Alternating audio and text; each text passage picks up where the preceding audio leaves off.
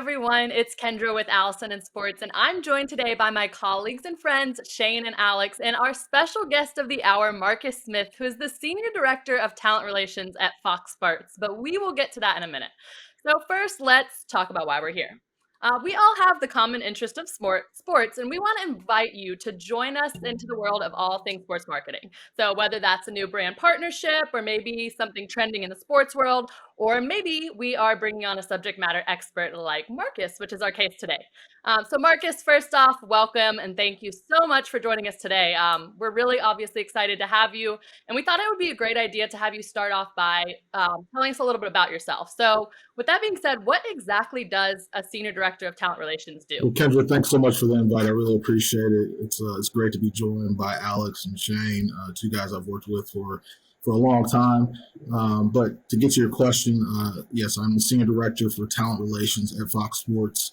What that means in a elevator speech pitch is I work on internal talent in terms of recruitment, development, and long-range planning. So particularly in our FS1 studio shows, Undisputed, The Herd, First Things First, Speak for Yourself, looking at the contributor rosters that we have, I look to build those in terms of people that we can add to our bench, so to speak, of talent that we can go to that can give us their expertise in a particular sport, whether it be football. Obviously, we just got done with Super Bowl, as we turn our attention to basketball, baseball, etc. Sounds like they keep you busy over there. Marcus, I want to take a second and just jump in on the Super Bowl. So obviously I know that you're a massive Bengals fan, and I was in LA the past weekend, and one thing I was really impressed by is how well Cincinnati traveled. You know, you were at the game. What can you say about this fan base and just the amount of folks that came from Cincinnati to cheer on Joe Burrow and the Bengals? Look, we're a loyal fan base. There's no question about that. I was born and raised in Cincinnati, Ohio. My parents were both educators. My father's still an active educator. He was a high school football coach. So football is very close to our hearts as well. And so even with the Bengals, it's very personal. Ohio's where football was birthed. And so to see the contingent of fans that descended upon Los Angeles was just simply amazing. And to see the camaraderie, the support, the enthusiasm that we all showed towards one another, it's just another priceless moment for sure. So, Marcus, you were at the game as well, right? Talk us through that. Yeah, I was. Thanks for bringing that up, Shane. Appreciate it. I was at the game. I had to be there. There's no question about that. But this is one of those cool moments where it's the intersection of work and your fandom coming together, right? And so, in this particular experience, I remember 1989. As a matter of fact, I posted to social media a picture of my cousin and I. The last time we saw the Bengals play, we were 10 and 11, and we were watching the game at our family member's home, and now we're in Los Angeles. And, I mean, who would have thought I would be living in Los Angeles when the Bengals next made the Super Bowl, right? I mean, that's a long drought, but I'm grateful for the experience, and to share that with family was just really unbelievable. Yeah, and so you talk about that personal connection, but being in LA, you work in LA, and you also had a lot at stake from a work standpoint, right? So let's kind of switch back gears to your day-to-day role.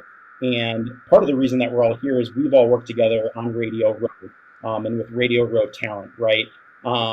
So definitely want to get your take on Radio Row. But for those who don't know, Radio Row, it starts the Monday before Super Bowl, organized by the NFL as sort of the central hub in the Super Bowl host city for basically the entire sports media universe to converge. So Marcus, as the expert, as somebody who works in this space every single year for quite a long time, why does it exist, and who are some of the key people that attend Radio Row every year? So Radio Row is really just an opportunity for media from across the country and, as a matter of fact, internationally come and descend upon the Super Bowl. So for this year, it being back into the in-person format, because we have to remember last year was virtual.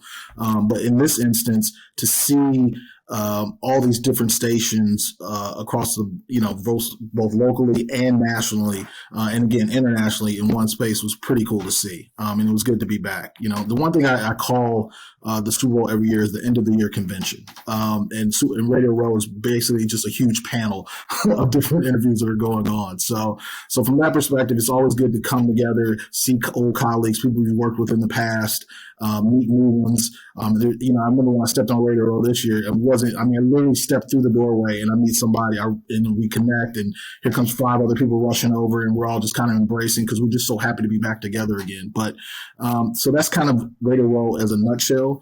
But from a work standpoint, I have the opportunity to work on a tremendous team. My colleagues, there's a department of 6 of us, and 4 of us actually work on the booking part of this component of it. So from that perspective, it's really just a month long leading up to the Super Bowl. As you see teams starting to get eliminated, you understand that certain brands are starting to filter out and figure out who they're going to have represent them on Radio Row. So you start to get pitches from all over, from different agencies saying, hey, my guy wants to come on and promote New Era.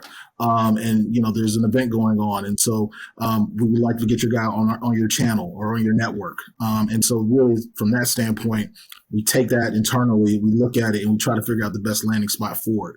And sometimes I have to share this. We try to get greedy too. In terms of, in a good way, because we have multiple platforms that we can put it on, not just television, which was years past, but we also have the digital component, and we know that those have a lot of views. So we want to take the opportunity to secure as much time we can with these guests and spread it across all of our platforms.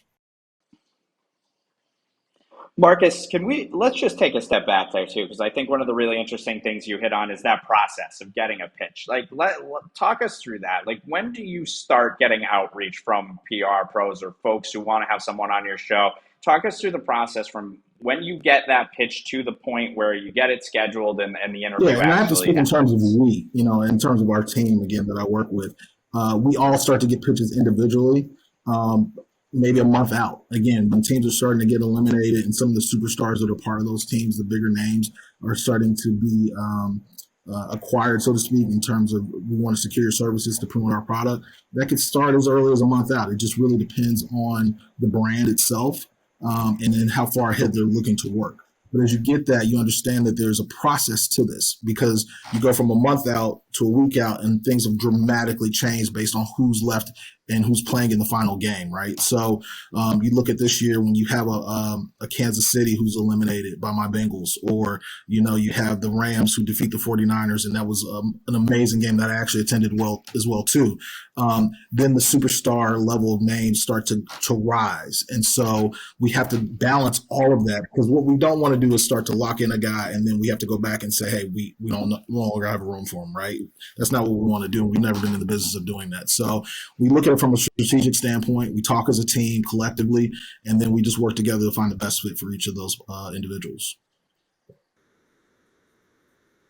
Yeah, Marcus, you said something that was really interesting to me. You said, you don't have to just think about TV anymore. There's a lot of things that have turned digital. We see, some brands in particular, they didn't even do Super Bowl commercials this year because they instead decided to turn to TikTok. So with that being said, who were some of the top guests you booked this year, or was there anybody you missed out on that you didn't get to talk to? Yeah, so tell us about who you actually spoke with another this year. interesting year, right? This is not like years past in terms of we were still dealing with COVID, right? And guys not maybe wanting to come or doing things virtually again. So there was definitely that upper echelon of names available to us, both virtually and in person, which was great to see this year. And I think that's been the interesting part, back to the brand part of it, in terms of who they secure, right? So in Allison part, when you guys secure someone, it's depending on name recognition, who's available, timing, budget, all those things factor into that, right?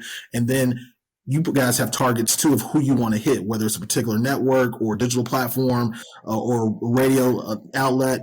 You guys have a plan too. So it's really working together. And I think it's important to put this in there. This is where relationships come to play, right? Knowing an Alex and a Shane who worked years together, we worked together for years, we kind of get a feel for each other. We can have that honest, transparent dialogue of, look, Alex, I love this guy. Just give me a day or two, I'll get back to you. Or Shane, maybe it might not work for this, but hey, I have something else that would be a better fit. And really, it's really selling to what you have to offer, right? Again, the agency may come to you with an idea, right? But at the same time, you go, hey, this is a better fit here. And so can we make that work? All right. Marcus, thank you so much for joining us today. It's been great. We hope that you guys learned something today, and we can't wait. We're going to be back for every single week. So make sure you tune in next time. Allison+Sports is grounded in an earn-first media relations approach that leverages deep relationships and works collaboratively with brands' existing marketing operations to drive communications value from existing and planned sports sponsorships, athlete and celebrity endorsements, and other marketing relationships. Our regular podcasts cover the world of sports through the lens of marketing and brand engagement. Thanks for watching.